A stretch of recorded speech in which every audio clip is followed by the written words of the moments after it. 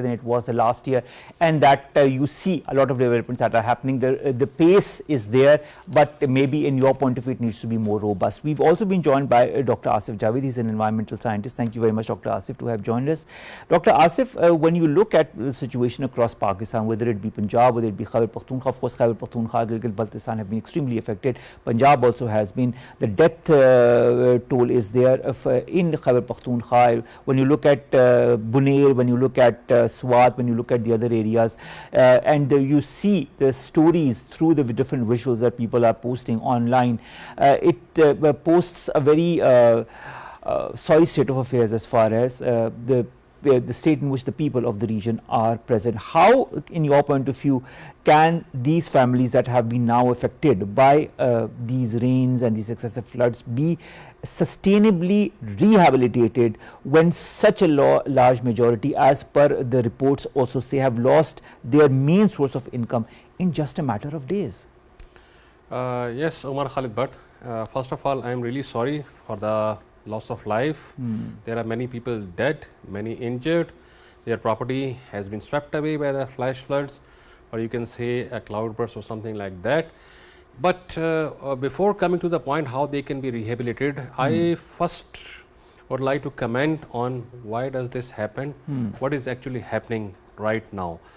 I am really sorry to say I will not call it as a natural disaster. This is the results of the ugly development by the West, the first point, and secondly by creating a global warming pollution in the air, and secondly which has resulted the increase in temperature all over the world, and secondly our weak adaptation policies and implementation thereon. So this is a result of that, and I don't know for how long we will be hiding ourselves under these type of terminologies, climate change and cloud burst and all those things. And which terminology should we use? I mean climate change, cloud burst, because this is the result of definitely, Omar Khalid, I'm just warning right now in your program, it will happen again. I have not, something, I haven't modeled yet what is going to be happen, but it is quite evident temperature is on rise, definitely. So you can expect more intense rainfall in the coming monsoon.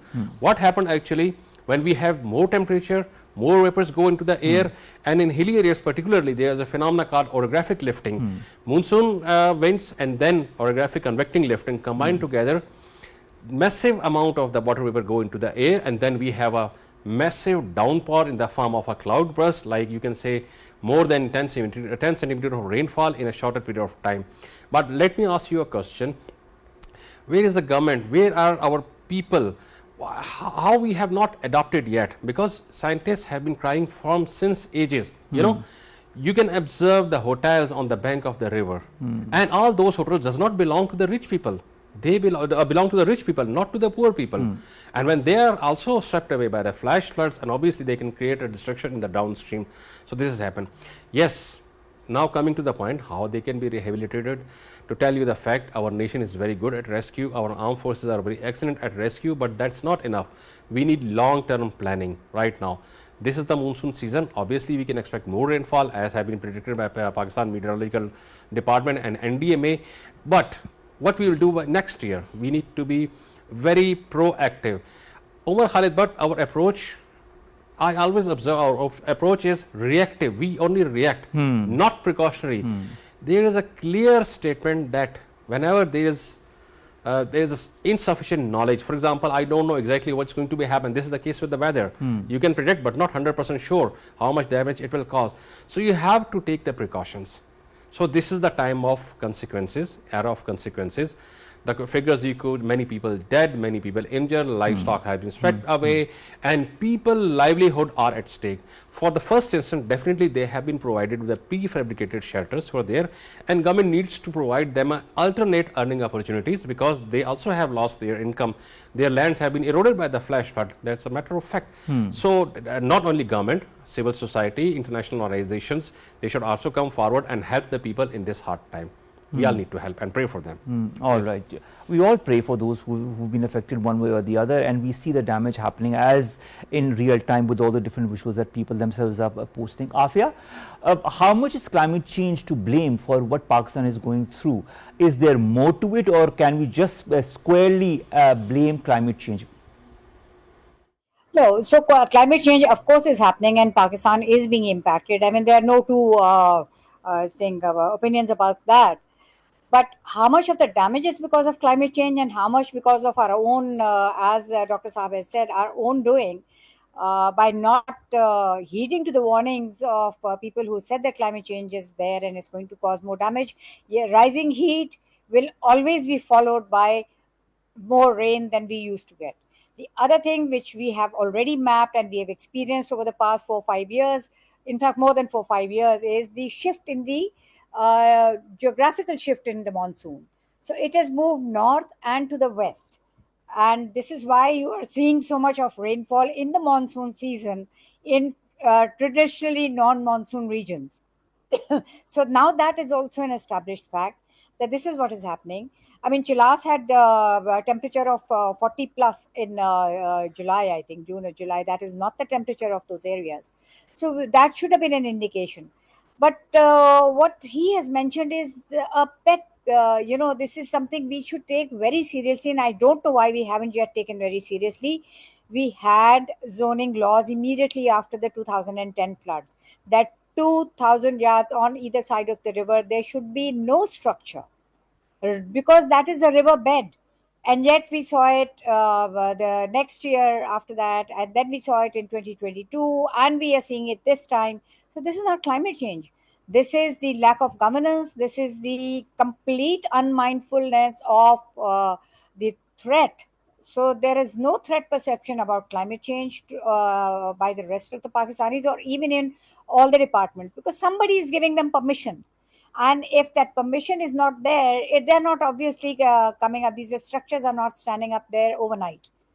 It takes a while to build such big structures. So who are the people who are signing off on those? We are blaming the people who have built, but we should also blame and also call for accountability as well as punishment of the people who are allowing this to happen. Because look what is happening. There are people on the in the pathways of water. We have hilly areas, we have a terrain, mountainous terrain, we have some of the highest mountains in the whole world. Obviously the velocity of water with the increased volume is going to sweep away whatever comes in its path, and we have people living in its path.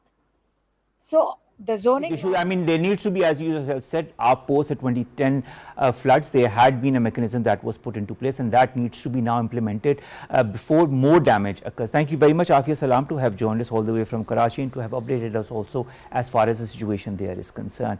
Dr. Asif Javed Saab, I'd like to understand, due to this whole damage to infrastructure, we've not only have the people who've lost their lives, people who've lost their houses, but people who've lost their cattle, and we know that we are an agriculture-based economy. Then the waterborne diseases that are becoming more and more rampant because of the whole situation as well. What measures do you feel as an environmental scientist need to be implemented beforehand now to prevent future casualties, future disease, future loss of livestock? Definitely, Umar Saab, in addition to the hotels, you will also observe the illegal mining on the bank of the river. So you could not find a floodplain. So the solutions are, we have laws, but those laws needs to be implemented in true letter and spirit. The government should not allow the building on the floodplains of an area where high elite, or you can say powerful elite of the country, normally have their own hotels and buildings. If you go to the Naran area or Swat area, you will find many hotels. It belongs to the strong elite class or rich people. So they shouldn't be allowed over there. Number one thing. Number two, there should be massive awareness campaign. Alone government or organization can't do anything. People, when warnings are issued by the government, they should be taken seriously, and people should follow those warnings and should take those warnings very seriously to evacuate or something like that. Particularly, definitely there is a flood water now. flood is in northern areas, you can say like in KP, that ultimately water will go to the Punjab and Sindh low-lying areas, and it will spread. As my other colleagues mentioned, the water erosive velocity is high in the hilly area, so it can bring boulders, it can bring down the buildings and all those things. But in the downstream area, due to less gradient, it will spread out just like in Sindh, and it will stay there for a longer period of time, and it can cause the secondary effect. So basically, which is what we need to do. With putting this into place, we need to implement the effective mechanism so that this is not what we are seeing does not recur in the coming days, in the coming spells of monsoon as well. Thank you very much, Dr. Asif Javed Sahab, to have joined us and to have given us ample detail regarding the whole situation. Let's come very quickly.